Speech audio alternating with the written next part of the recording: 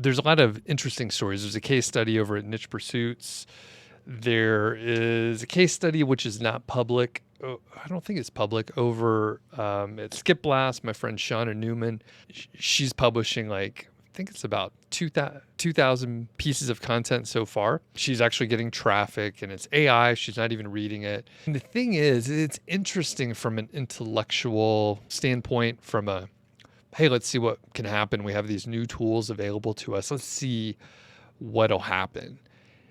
But from a longevity standpoint, it doesn't seem like that's going to work out for the long term, like at all. And I don't think any of the folks that are doing the case studies that I'm mentioning, I know there's a lot of others out there. For example, the one that Spencer's doing in Niche Pursuits, he has like a bunch of people from the audience participating as well. The thing is, it's an interesting test. It's an interesting experience.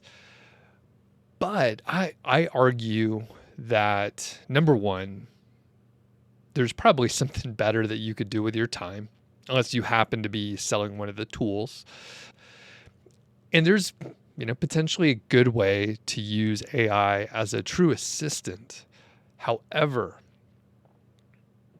if you're just trying to like make a quick buck, which some people literally are just like, hey, I'll make money while I can doing this, and I don't expect it to last a long time, I question the proper valuation of the person's time and whether or not they realize the opportunity cost of wasting your time on something that you don't even think is going to last, to instead put your time into something that has like more longevity.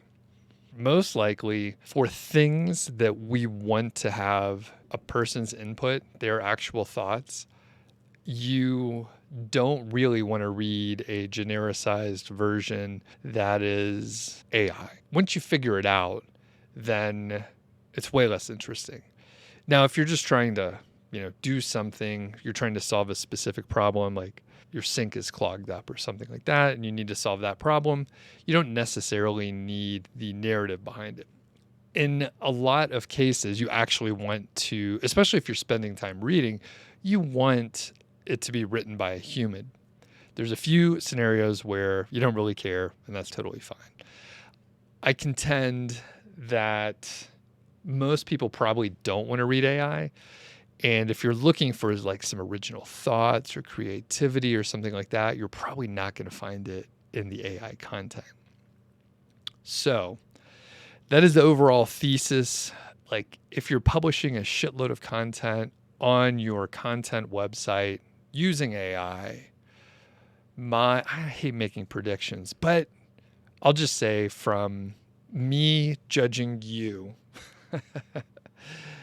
which I shouldn't do, judging you by my own standards, not yours, I would say that's probably a waste of time unless you have some grander reason behind it.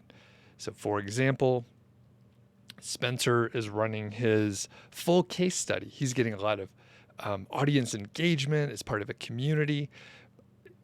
The people out there, they're participating. There's something happening there, right? Can't ignore that. The community aspect is real.